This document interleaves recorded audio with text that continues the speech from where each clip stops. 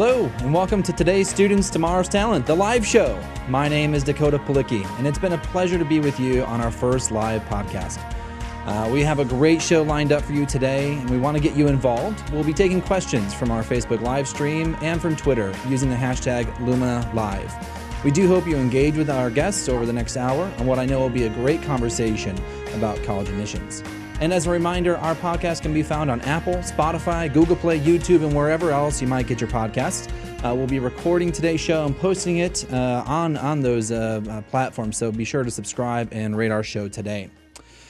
Our show today features the authors of two new books that talk about the interworkings of college admissions at elite institutions. Later on, we're going to hear from Melissa Korn and Jennifer Levitz of the Wall Street Journal about their new book, Unacceptable: Privileged Deceit in the Making of the College Admissions Scandal. But before we get started, I want to bring in college admissions and recruitment expert Mr. Andre Phillips. Andre is the Director of Admissions and Recruitment at the University of Wisconsin-Madison and brings over 35 years of college admissions experience to today's conversation. Andre, thank you so much for joining us today. We're really glad to have you here. You're welcome. Delighted to be here. And Andre, it's interesting. I know that you've had a great career. You started in Chicago, and I'm from Chicago as well. I keep meeting people from Chicago through our show, so I'm glad to, meet a fellow Chicagoan. Absolutely. Yeah. Well, first up on our today's show is Jeff Selingo. Jeff is an award-winning journalist who has reported on higher education in the Washington Post, the New York Times, and the Atlantic. You might know one of his two best-selling books, There Is Life After College and College Unbound. Today, Jeff joins us to talk about his newest book, set for release on September 15th, titled Who Gets In and Why. Jeff, thank you so much for making some time and joining us today to talk about your new book. It's great to be here, Dakota. So, Jeff, I want to get started. I know the book comes out September 15th. We're all eagerly awaiting pre-order out there now. I had a chance to kind of glance at it early. And, through the book, you really decide to focus in on three institutions: the University of Washington, Davidson College in North Carolina, and Emory University. You also follow some students along the way to try to really unpack what the full admissions cycle looks like at these elite institutions. And maybe as a way just to get us started, can you, in a few words, how might you describe the higher education admissions system? Well, first of all, it's not a system, right? When we tend to think of it as a system, but every college and university, as I describe in the book, has its own agenda for admissions. It might be around diversity. It might be around full-pay students. It might be around athletics. It might be around anything that they're focused on in terms of how they want to craft their student body. They might be a public university versus a private university. And so one of the points that I make in the book is that college admissions is not necessarily about the student, but it's more so about this mishmash of institutional priorities that really drive admissions at single and individual institutions rather than think about it as a system.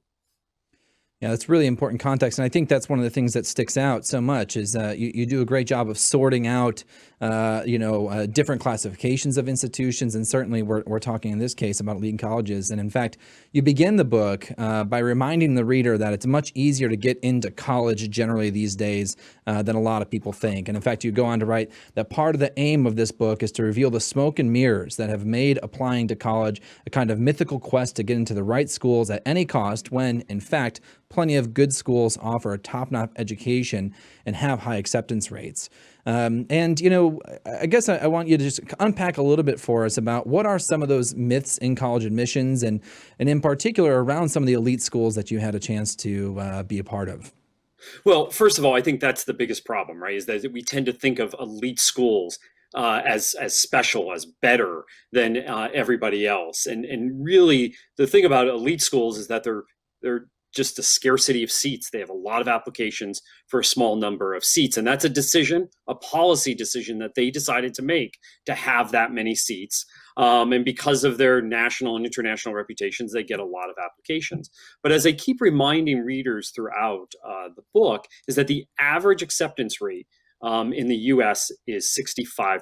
So 65% is the average acceptance rate of most colleges and universities. And when we tend to talk about the selective colleges and universities, we have thousands of institutions in this country, but we're only really talking about fewer than 200 schools that are considered selective, that accept less than 50% of their of their of students who apply. And so one of the things that I really hope to do with this book is to kind of change our mindset around admissions so that students and parents and policymakers and even us in the media kind of look up and out and beyond and have a wider lens about what we mean when we talk about college admissions in this country. There are more than just 10 or 15 schools. And in many ways, it was the most frustrating piece of the reporting and following these students who really thought that there were only these 10 or 15 schools to get into. And if they didn't, their life would be over, essentially. Yeah, there's another really great part in this book where you're describing there's a college counselor in front of, I think, 15 juniors and trying to get them to think about what is a good quality college, what is academics? And you talk a lot about how we end up blending reputation and brand image and awareness with quality. Do you think that's a problem that we're not providing enough information about what quality institutions? How do we end up kind of moving this along so people don't think of the same 15 institutions? Well, when we define quality, we tend to think of brand names and we tend to think of the rankings. And the rankings, for the most part, are input measures, as we all well know, right? They're measuring the students coming in the door, their high school GPAs and their SAT scores, and in some cases, how much the institution is paying the faculty and how many full-time faculty they have. It really doesn't look at the outputs. And there's this moment in the book where I'm with Richard Freeland, who was the former president of Northeastern University, and we're outside the gates of Harvard in Cambridge, Massachusetts, when we could obviously get together there. And he's talking about this idea of how do we know that Harvard is really good, right? Especially in terms of undergraduate education, which is what most people are buying. And that is really the issue that I think is at the center of the book, is that you're going to get a great undergraduate education at a lot more than just the top 10, top 15 institutions. And in fact, if we're only looking at the rankings, we don't even know if those top 10 and top 15 institutions are necessarily the best when it comes to undergraduate education. Yeah, this is a great spot too to bring in Andre. Andre, I know you've had a chance. I mean, you're from Chicago. You've worked at the University of Chicago. One of these kind of as we think about these elite schools, definitely one that comes to mind. You're now at University of Wisconsin, a state institution. Can you talk a little bit about how you and your practice have seen the differences between those two institutions about communicating the importance of brand and how that impacts kind of the enrollment and admissions process? Thanks so much for the question. And there's plenty here that Jeff has touched on that I think we certainly could unpack.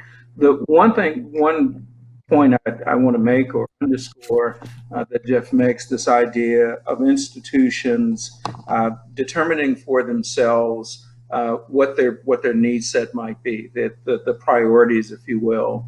And I feel as if I've had the unique position of being at one of those so-called elite private institutions, and secondarily having spent now 9 years at a public flagship that has first and foremost a land grant, a statewide mission to serve its citizens, but at the same time has a national and international reputation. And one of the points that Jeff made that I would underscore, understanding how we go about the business of building our class and having the opportunity, particularly as the flagship institution within our state, that's perhaps applicable across the country. One, being able to educate a wide array of students. Two, making very clear in many cases that in educating not only the citizens of our state first and foremost, being committed to our state, but also thinking deeply about what is the interplay of students and what they bring from a variety of points of education, but really staying focused on that very notion that we develop talent in a wide array of opportunities through the majors we offer, the engagement with faculty, the engagement with our communities, and what that power looks like. So I run with your question ever so gently in sort of thinking about a couple of notions that Jeff has suggested in his writing that I think is really important. A, we build classes, and classes don't always have to look the same. The first year class and the second year class and the third year class. Yes, we are meeting priorities, but we're also thinking about our reach. We're thinking about the impact of the communities that we're building and recognizing that these communities are dynamic in each year. And how students learn about the educational enterprise, their role in the information they can gain as we continue to evolve as institutions, particularly on the public side. But this is also the case in the private school arena as well. That's great. If you're just joining us now, we're live with Jeff Selingo discussing his upcoming book, Who Gets In and Why. Join the conversation with your questions using the hashtag #LumenaLive. Jeff, I want to go back to something that we've been kind of hovering around, and it's about this idea that Andre just touched on, that you've touched on, around really shaping the class, and that an institution is certainly, it's less about the student and more about what the institutional's agenda or priorities are. Certainly, we can get into ways that institutions do and do not communicate those agendas to students to maybe level the playing field or the forces that shift those. But I want to back up one step, because you spent about 2 chapters discussing the kind of what I might call the business end of actual recruitment and finding students. And of course, we know the College Board, for example, sells students' names and other contact information. And there's some really great statistics in your book about just how large that business has become, how many students' names get sold. But you also, I think, which is really helpful, bucket colleges in some new ways. And at one point, you kind of categorize colleges as buyers and some as sellers. And I was hoping you can just kind of bring our listeners into that conversation a bit about what you mean by those two things. So one of the things I don't think that parents and students do enough of at very early in the college search is really thinking about the financial fit of college, right? We keep talking about college fit. Is it a right academic fit? Is it a right social fit? We don't necessarily talk about, is it a financial fit, I think, until too late in the process. And so one of the things that I try to do in the book is to really look at this idea of buyers and sellers. Sellers are a very small selection of universities, and we'll be putting out a list when the book comes out.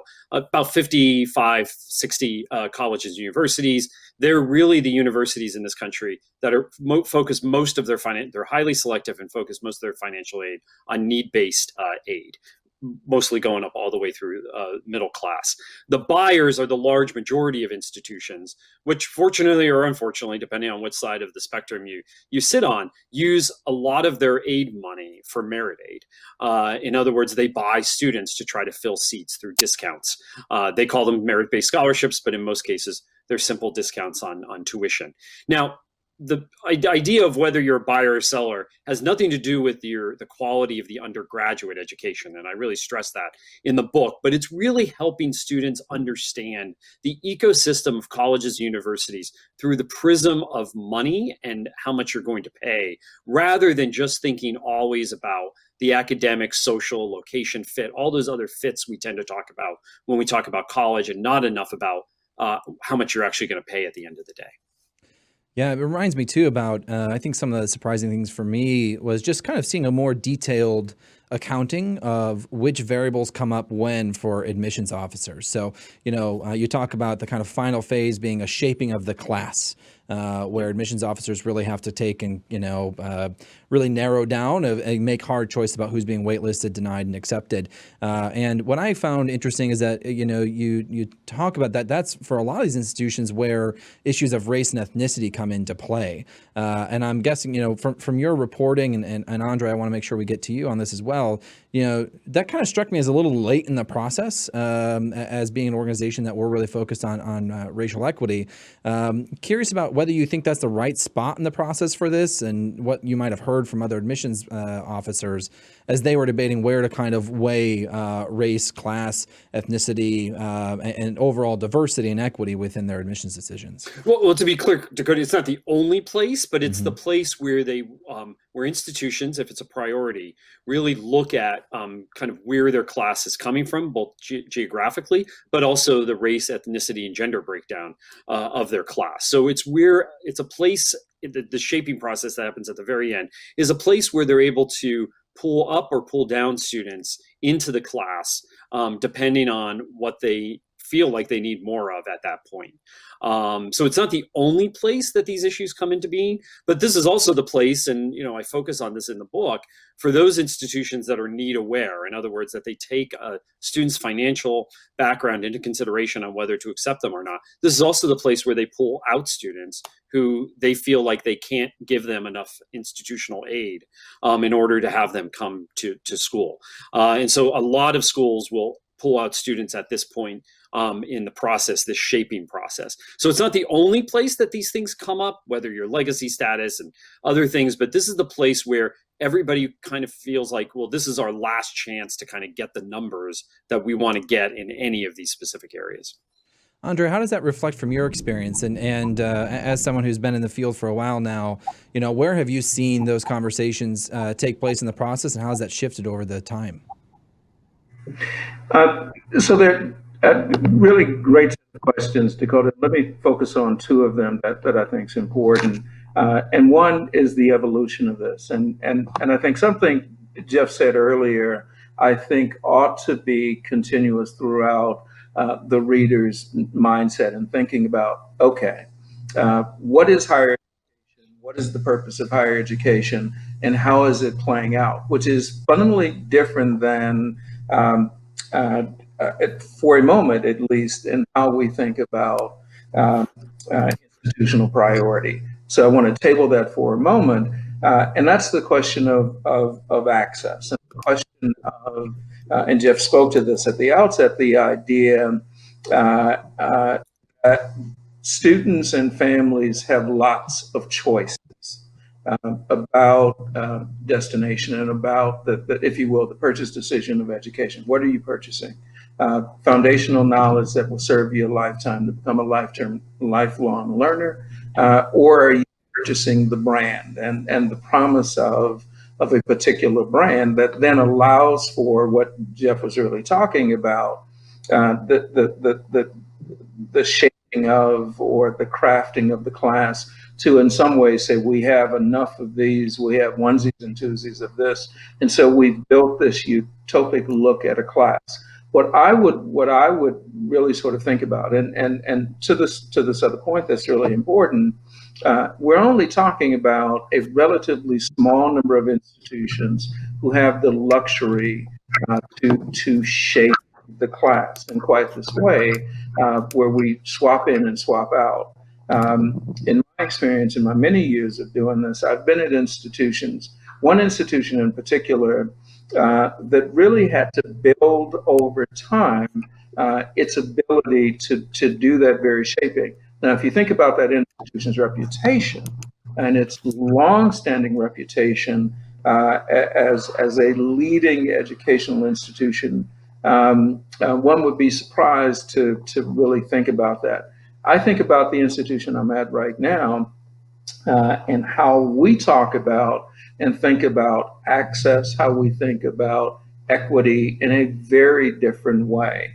And a lot of it has to do with, as I suggested before, having the space, having the seats, having the wide variety of academic offerings, majors, if you will, and a variety of schools and colleges, where it really becomes a very different conversation on the point of access, on the point of having the resources to actually support students. And the final piece, which is really important, and something that was touched on and I think is critical going as we go forward, how do we talk about and how do we educate, if you will, the pre-audience? How do you reach down into communities and families who are preparing for a collegiate experience years before the application process begins? And so where does that engagement, so that you can have these purchase decision discussions that Jeff is referring to? Some really great insight, and thank you, Andre. You're watching Today's Students, Tomorrow's Talent with Jeff Selingo and Andre Phillips. Join the conversation using hashtag Lumina Live. And in fact, we do have a question coming in here from Ryan.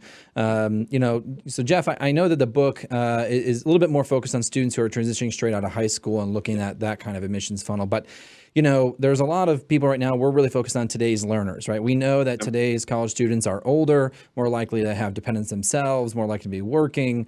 And so it strikes me as a reader, and certainly I think Ryan's question gets to this about, we have this whole admission system that seems wired for students who are coming right out of high school. What does all of this portend for adult learners who are entering college? And particularly, like, when we look at the holistic process, internal scoring systems, you talk quite a bit in detail about some of the scoring systems used, like the Ladding Index. How are admissions offices today trying to shift to be more representative and make sure we're capturing those adult learners that are entering college today? Unfortunately, Dakota, I don't think they're shifting enough or fast enough. And my only hope is, in the silver lining of this pandemic right now, is that it will force colleges to kind of rethink their market and who they market to, and who they're going to attract. One thing I never quite understood about the U.S. system, given that it's largely a market-based system, is that we have thousands of colleges in this country going after a very small proportion of students who graduate from high school every year, say 2 million.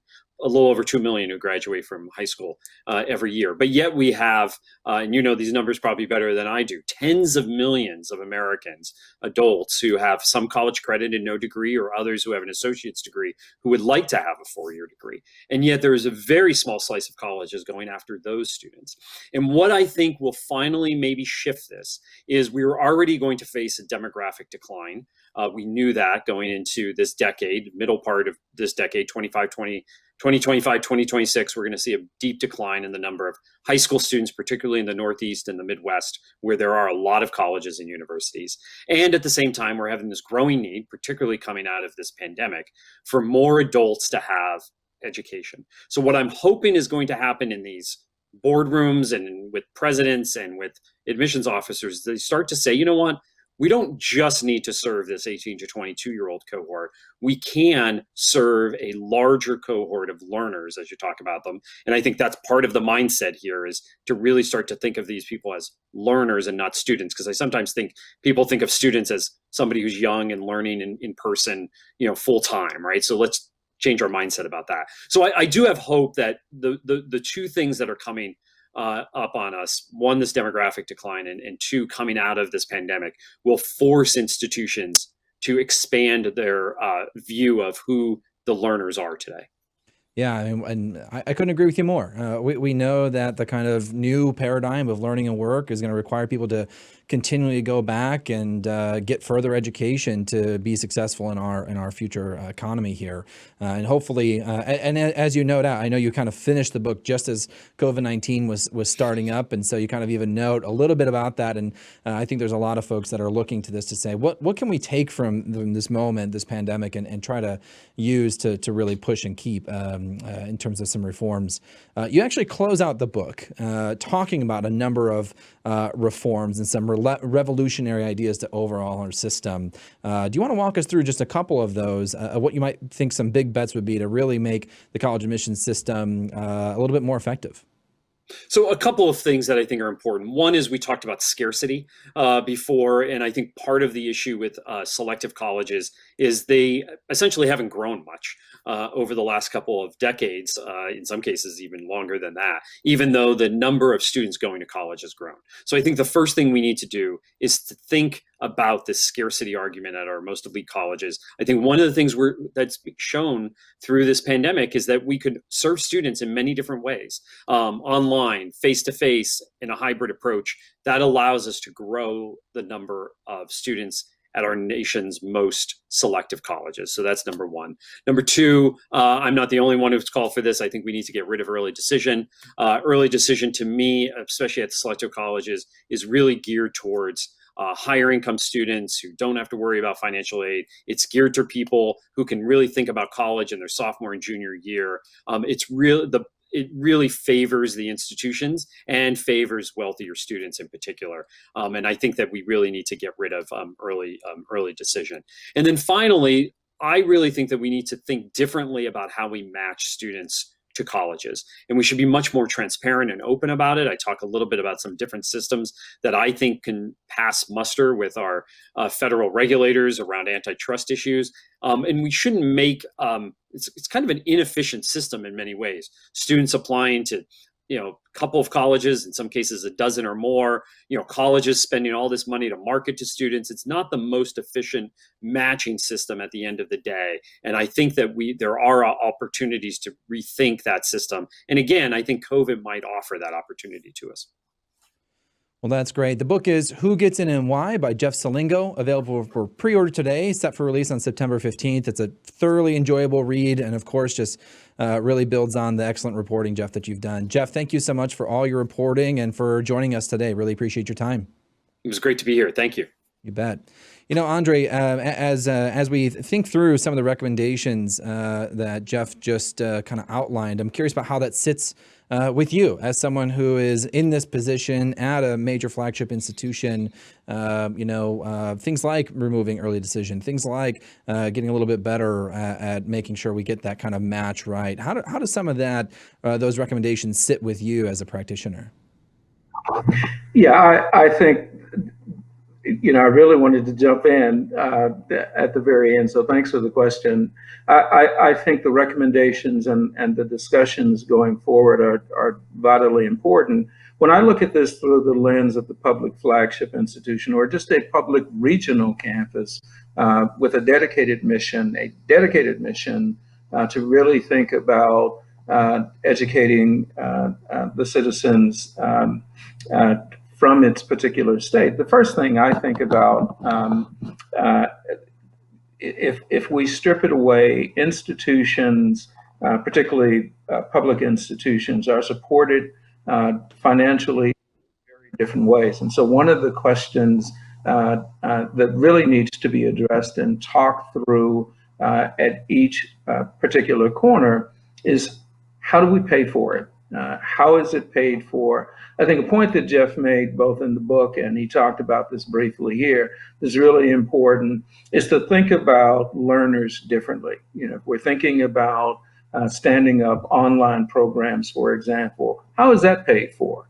And what is the fee structure? How do we think about the academy differently, which I think is vitally important because we are talking about reimagining what is the path to education. At what point do we apply our stamp of approval that learners are ready to take on a particular profession? They are ready to move on to advanced learning. What does that look like? So I think these are interesting, provocative even notions about what is the future of higher education?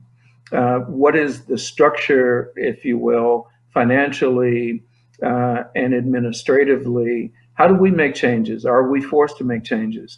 Jeff makes a really important point, particularly for institutions that have dabbled with technology and the delivery of education differently. COVID forced all of us to stop doing what we knew how to do really well, and in some cases to step out differently. And I think the institutions in the future that are going to be the most successful are going to be the institutions that find not only the leverage of the technology that's available to them, but really reimagining how do you deliver content to a much broader array of learners. So those are important points that I trust those of us engaged in our education will talk about internally and externally in broad brushstrokes on a regular basis. Yeah, I really appreciate you immediately go to some of the systems, some of the policies that we have in place about the entire marketplace rather than individual institutional decisions. And that's certainly going to come up in our next sequence. If you're just joining us, you're watching a live broadcast of Today's Students, Tomorrow's Talent, Lumina Foundation's podcast focused on learning after high school. I want to bring in now our next two guests to continue our conversation today about college admissions. Melissa Korn and Jennifer Levitz are reporters for the Wall Street Journal. Their new book, Unacceptable: Privilege, Deceit, and the Making of the College Admissions Scandal, is a detailed account of the largest college admissions scam ever prosecuted by the Department of Justice. Melissa and Jennifer broke major developments in the story and are here to talk to us about the scandal and what it means for college admissions more broadly. Melissa, Jennifer, thank you so much for joining us today. Really appreciate it. Thanks for having us. Here. Yeah, so Melissa, I think I'll just start with you. I think we all probably saw some headlines. We certainly saw Ambecki, but for people who might be less familiar, give us a sense about how the scam worked. Yeah, so the scheme was masterminded by this guy, Rick Singer, who was a college admissions counselor, and he worked with many families legally in kind of the traditional way and helping them shorten their short lists of possible schools to attend, talk through essays, do test prep, all that normal stuff. But then he had this whole other menu of available services. So there were two main prongs for his scheme. The first had to do with testing, where he would encourage his clients to get their kids tested for learning differences so that they could get extra time on the SAT or ACT. And then with that extra time, they could change to register to take the test at one of the testing sites that he essentially controlled by paying off the site administrator and a proctor. The proctor would then go and fix the student's scores after they took the test, or sometimes help the student through the test in real time if they were in on it.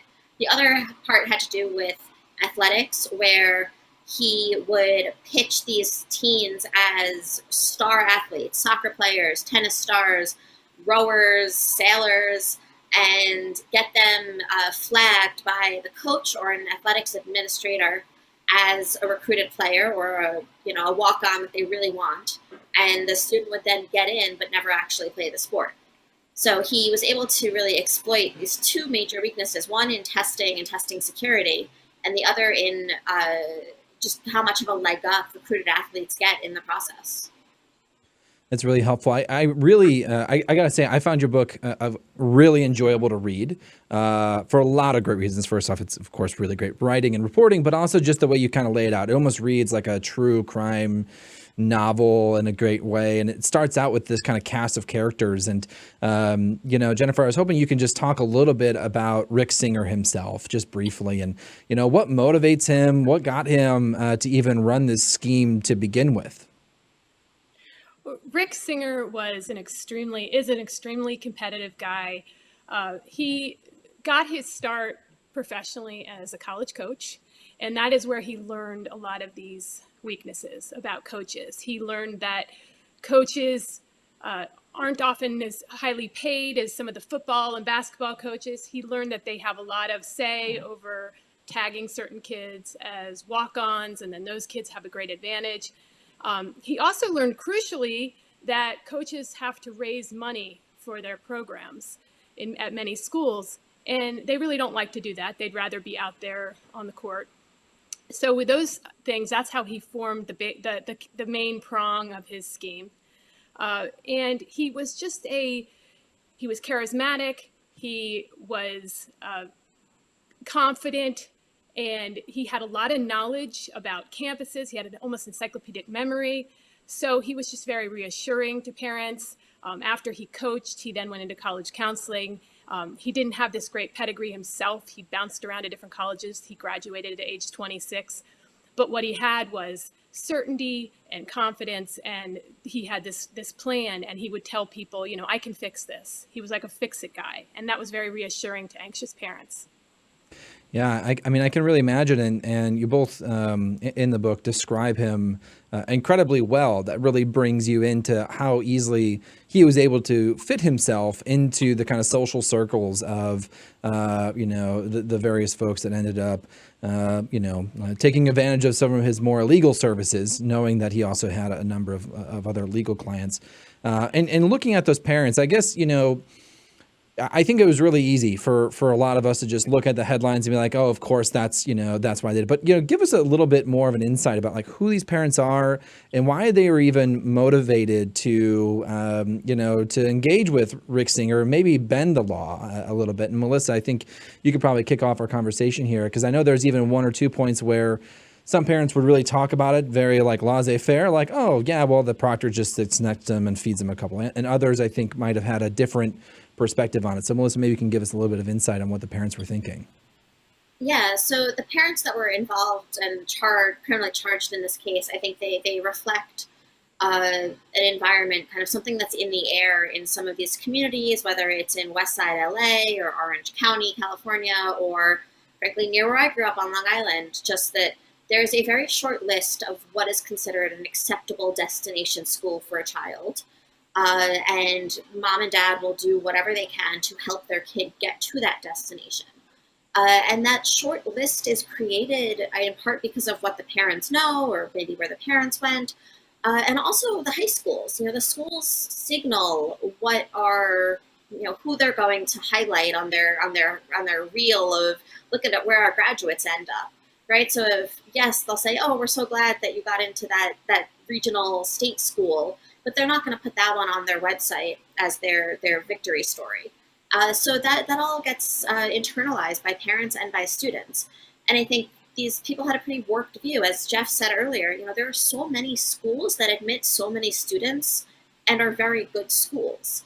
And in this universe where these parents were involved, that just wasn't the case. They didn't see beyond that very narrow view of success. So the parents charged were corporate executives, real estate developers, lawyers, doctors, actresses, and those certainly we, have paid a lot of attention to the actresses in particular. But there is a little bit something relatable in some of these parents and their interest in helping their kid, and sometimes short-sightedness in understanding what that actually means.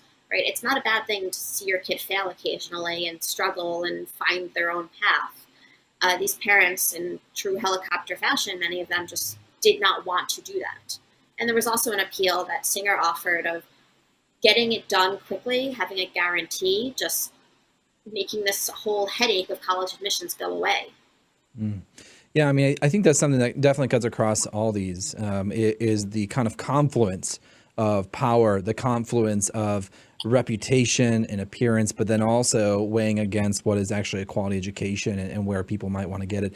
Andre, I want to bring you in here to talk a little bit about that. I mean, I'm sure you've had to deal with your fair share of parents who may or may not have agreed or disagree with certain decisions, people willing to wield political power. Again, we could probably share some stories about coming from Chicago together.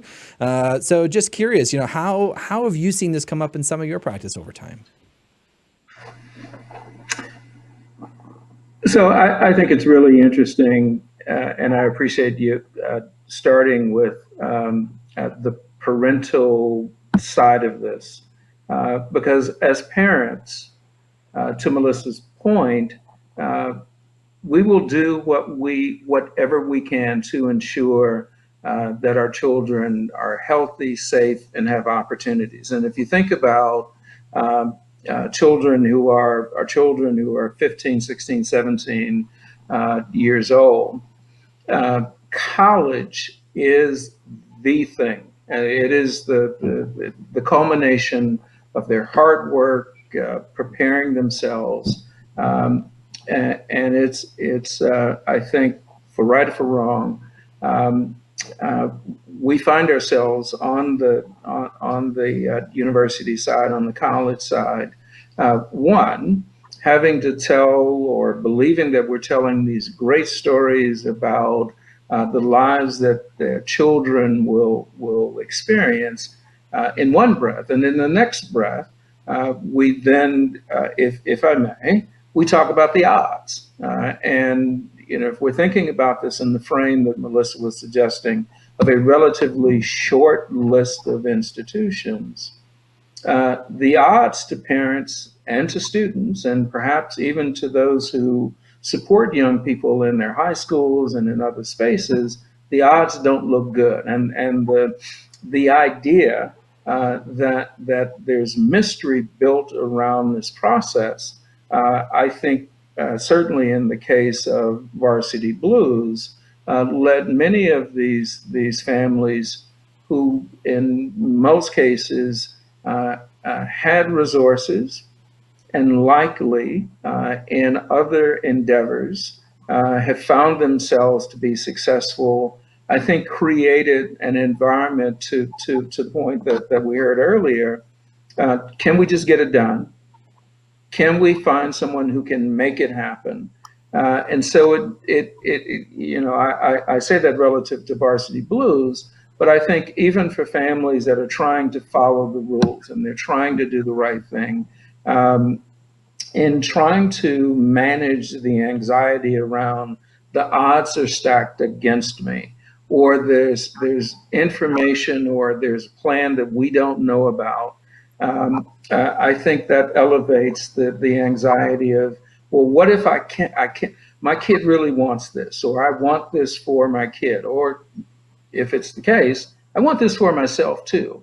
And I'm living vicariously through this process creates a dynamic of challenge that I think wherever you sit, and particularly for those of us who sit in judgment of young people, it creates another element that makes some of these conversations, particularly on the back end, difficult for families to hear and accept.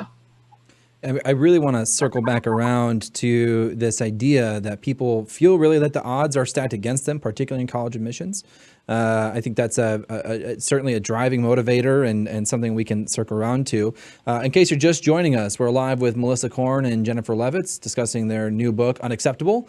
Make sure you join the conversation, ask your questions using hashtag Lumina Live today. Jennifer, I want to go to you because we've talked about some of the parents, we've talked about Rick Singer, the coaches that have been involved, the proctors that have been involved, but students. There are definitely some students that were obviously impacted by this. I know you were, I think, one of the first reporters that actually had a chance to talk to some of the students. So, give us a little bit of perspective on who are they, and I mean, how they must be feeling and dealing with the reality that maybe, they got into the institution they thought using some unfair advantages. Sure. One of the things that struck us as we were reporting this is we went back and looked at a lot of student newspapers and we talked to kids, and the kids had actually kind of been crying out, saying that it's too much. Your investment in my college future and going to the right school is suffocating, and saying that I have to do just the right summer program and this SAT prep, and they were feeling it. And there were numerous conversations in 2016, 17 at some of these very expensive private schools where kids were speaking out. And that is what we found with some of the students in this as well. This wasn't the first time that they'd felt like they had been pulled along into something that really they didn't care about as much as their parents did. I spoke with a young man. By the time I spoke with him, he was 20, but his father had gotten him into USC as a water polo player. He didn't play water polo. He was a good kid. He studied hard at school. He got good grades. He wasn't, the greatest kid in school, but he did really well. He was interested in the environment. He played soccer for a while. He talked about staying up until 2 a.m. to study for AP classes, practicing his college essays. He knew what was expected of him. And then to find out when he was a sophomore at USC that he'd gotten in illegally was devastating to him. And he talked about the first thing that went through his mind was that his parents didn't believe in him, and that all the times they had said, "I'm proud of you," that it didn't mean anything. And that all this work that he had done was for nothing. Why did he even do that work? So it was really heartbreaking. So I think the message to the kids was, I don't have confidence in you. Although I will say that, just to add, the kids reacted to this in different ways. And this young man did come to realize that this was more about his father than him. His father said his father admitted this was me being worried, my anxiety. You were going to do great. I should have let you follow your own path. And he did come to actually feel sorry for his dad. And he grew up a lot in the process. And I think this has probably changed him, and not all ways for the bad. Yeah, I mean, there's certainly a parable in there, and it's funny. I got to tell you, my brother's a water polo player. Every once in a while, he'll try to play with me, and it's very hard to fake. And so, I guess I'm just, I'm curious, and maybe Andre, this is a good question for you as well. Is, where are the institutional kind of procedures in place? I mean, I'm just trying to imagine myself if I tried to be recruited at an institution as a water polo player, like I'm going to need a lifeline because I'm going to be drowning very quickly. And I guess I'm wondering, like, how fast can the gig get up, and are we doing all that we need to be doing at the institutional level to, protect the fidelity of our admissions decisions? And Andre, maybe you can give us some examples of what you've seen in the field. Sure.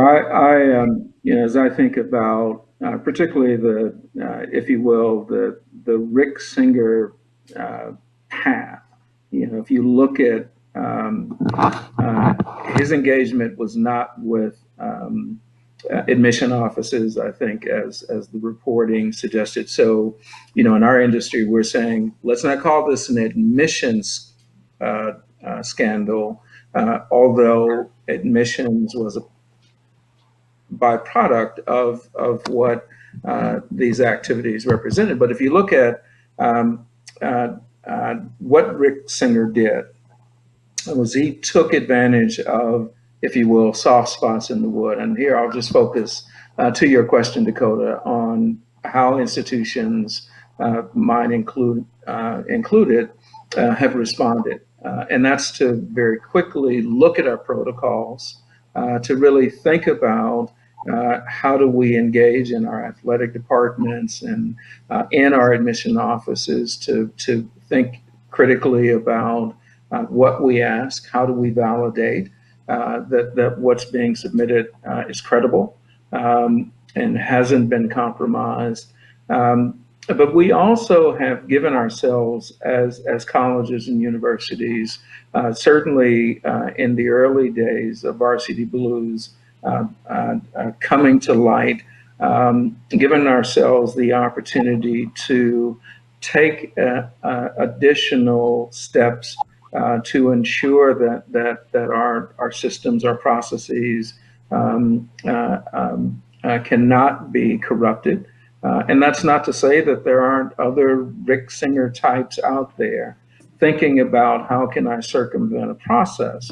But we're doing everything that we possibly can to ensure that the documents are in fact official and we can authenticate.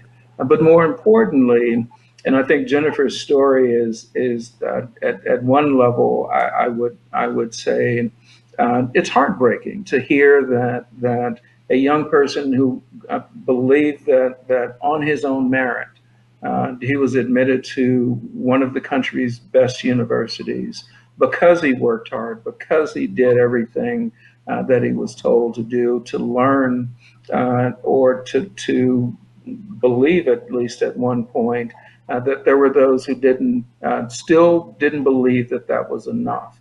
And so I think what's also important for colleges and universities to talk about our processes in different ways. And one of the ways is talking, at least we try to talk about this at my institution at UW Madison.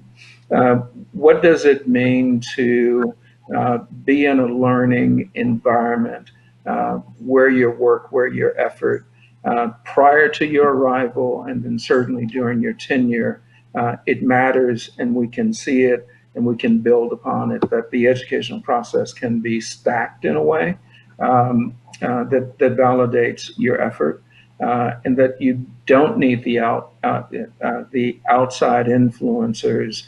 And with protocols in place, it's likely that we're going to be able to even better spot what's irregular in your submissions. Yeah, what you're discussing actually touches a little bit on the final chapter in the book here, which kind of talks about some of the system reforms. Melissa, I know that you and Jennifer outline some of the reforms that have happened. Certainly, some laws that Governor Newsom has implemented. But I want to go back to something because I know for me, it seems like a lot, regardless of what the scandal or scam or crime is, we tend to say, oh, it's just a set of bad actors, right? And I always find groups of people positioning themselves, high schools, or in this case, it would be, high schools, admissions folks, the private tutoring business, test proctors, all these groups. And you kind of right, at the end of this, you were attending the annual conference of college admissions counselors. And I'm just going to read just a little bit out of it. You said, in the library themed bar, the Omni Hotel, hallways of convention center, the restaurants around the city, a common refrain: Varsity Blues wasn't an admissions scandal. It was about bribery, athletics, testing. But remember, no admissions officers were charged in the scheme. They were the heroes, with Julie Tyler Vaz, Buckley, and PJ Patron from Marymount trying valiantly to flag suspicious activity. At least that's what they kept telling themselves. And I know, Andre, you just kind of brought that up as well, saying, well, was this really a college admission scandal? And I wanted to give Melissa, you and then Jennifer a chance to just say that, because I know your last sentence is almost like this tantalizing, well, that's what they kept telling themselves. So what's your perspective on this? Yeah, I think there's truth. There were not college admissions officers charged in the scandal, right? It was parents, and it was this proctor, and it was some coaches and others. But that doesn't mean that it didn't expose scandals and soft spots and weaknesses in the admissions process. I think one of the things that was really came to light in this scandal was just how much trust is baked into the admissions system. And while some schools did make some changes to their policies in the wake of the scandal in terms of auditing applications a little bit more, trying to fact check some material, confirming that somebody who came in as a recruited athlete actually joined the team, because apparently some schools weren't checking that before. Yes, some of those things happened, but at the same time, I've had plenty of admissions people tell me, well, we still can't fact check everything. We still just have to assume that this applicant is being honest in saying that, yes, I'm president of these 7 clubs and volunteer 15 hours a week at this nursing home and get straight A's and do this and do that. They're not going to double check a lot of that information. They just can't, especially these selective schools that get such high volume of applications. They're just crossing their fingers and hoping that applicants are telling the truth. So I do think there are still some pretty big gaping holes that people could still try to take advantage of. Now, with so many schools going test optional, at least for the coming year, the kind of testing security thing is a little bit taken off the table, but there are just so many other ways that people can, whether it's exaggerate or go further than an exaggeration in their applications. And I really haven't seen true reform on that at this point. Yeah, which is difficult because, it's clearly some folks are really trying to take advantage of a holistic admissions process, which was intended to not just simply quantify a student in some ways and really look at the multiple dimensions. Jennifer, is there anything within your reporting that really surprised you about how our admission system works in the country? Well, I think the main thing that just stuck out to me in reporting this story was that it kind of goes back to what Jeff was saying, that there is a mindset problem. There is a warped mindset out there about college and the college you have to go to. And I kept trying to think of why that was. And I think there's a couple reasons. I think it speaks to wealth disparity in the country and the fact that we live in bubbles, and this was a very insular environment, and a lot of these people had moved in very rarefied insular circles from the time their kids were little, the perfect schools, and their mindset was that they were just sort of entitled to continue in those circles. I think it's something that, to correct this problem, it will take adjusting mindsets. Not just at colleges, but in society. I had one father say to me, it really matters where your kid goes to school. You get asked all the time. And I had to think to myself, and think, he's not entirely wrong. A first job in certain industries, journalism can be like this, the financial field, people will think someone is, a little smarter or brighter if they've gone to one of these top schools. So it is worth it to, I think, change the mindset of the parents, try to chip away at it in society, do what we can when you get into a position of power in the workforce. I was once asked to help pick interns for a newspaper, and they suggested I go to the Harvard Journalism Fair. So right away, you're getting a certain group, you're exposing a certain group. It's just, I think it opens up so many questions. I think it's easy to lay it on the parents and lay it entirely on the schools, but I think society has a lot of work to do as well. Yeah, and certainly all of your reporting and all the writing really helps move that conversation along. And I really appreciate, Jennifer, even too, where you kind of laid it. Yes, we can rethink what it means to be a learner. Yes, we can rethink what it means to go to a good school and what is quality. But also just looking at where we hire, where we select interns from. There's a lot of people out there who I think reduce the kind of college, this perception, this mindset shift down to only about making admissions decisions. But certainly you're opening the mind up. The book is Unacceptable: Privileged Deceit in the Making of the College Admissions Scandal by Wall Street Journal reporters Melissa Korn and Jennifer Lovitz. It's available now at your local bookstore. Melissa, Jennifer, thank you so much for joining us today. Really enjoyed the book. And of course, always eager to keep following your writing. Thank you. Thanks so much. Great to be here. Yeah. So, Andre, we've heard a little bit today about, this broader conversation. And, one of the things I'm wrestling with, I mean, it's something I wrestle with all the time, but certainly after today's conversation, after reading these two books is our college admissions system fair? And I just fair, equitable, we want to bring in that too. Curious to get a closing word from you. Sure. And again, just thank you for the conversation, and I hope that it'll continue. If I'm answering in one word, no, it's not fair. But let's talk just very, very briefly about the lens I take, right? We've essentially talked about a relatively small, very narrow, to Jennifer's notion, population of folk who move through the funnel. And that further, I think, creates a divide amongst the array of communities across our country for whom varsity blues doesn't resonate at all. I just want to go to college, and I can't distinguish between, we've bandied about selective, highly selective, any of those notions. So it's not fair. And that's where I think the real work resides. I mean, if we're ever going to be transformative, it's how do we create more opportunities for more individuals and communities and places all across the country where we can educate a much wider array of learners, whether they are traditional age or they are stop out students, or quite frankly, how do we retrain as our society continues to evolve in spaces and political spaces?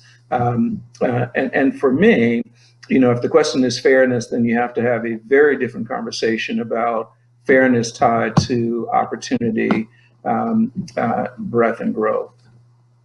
Yeah, I mean, I think I know you kind of nailed it for me. I mean, one of the things I know when I was walking and preparing this is it's just what you said. We're really, even for today's conversation, but if we were to blow it up here, we tend to focus on these tiny subsets. We tend to focus on these so-called elite schools that get high in rankings, or on in some cases the kind of poor behavior of a select few who already have a lot of power and privilege and really aren't focusing on the broader array. And I think that there's probably a whole nother show that you and I should tag team on here to talk about how much maybe is the tail wagging the dog, if you allow the analogy here. But regrettably, we are out of time, Andre, and I really appreciate you being with us today, offering your expert commentary. And I hope that you'll join us again in the near future as we continue to unpack this topic. I look forward to it, Dakota. Thank you very much. And this is what Chicagoans do, I suppose. That's right. Well, it's good to see you. And that's all. I'm sorry, go ahead. No, just saying thank you for your good questions. You bet. You bet. Well, that's all the time we have for today. My thanks to our guests, Jeff Selingo, Melissa Korn, and Jennifer Levitz. A special thanks to Andre Phillips for his expert commentary throughout today's show, and to all of you for your questions and participation. Our show is produced by John Strauss, Jacob Mann, and me, Dakota Palicki, with support from Tracy Chen, Matthew Jenkins, and the team here at Site Strategics. Well Done Marketing supports the promotion of our show. Deborah Humphreys and Kevin Corcoran provide leadership for Lumina's media efforts. A really big special thanks to Danette Howard, Jamie Marasotis for their contributions to today's show, and to our super awesome, fantastic intern, Kara Bowen, for her behind-the-scenes magic making. Be sure to subscribe and rate our show wherever you get your podcasts. If you have a comment or an idea for an episode, reach us at luminafoundation.org or reach me on Twitter at Dakota Palicki. Thank you so much for being with us, and we'll be sure to see you next time.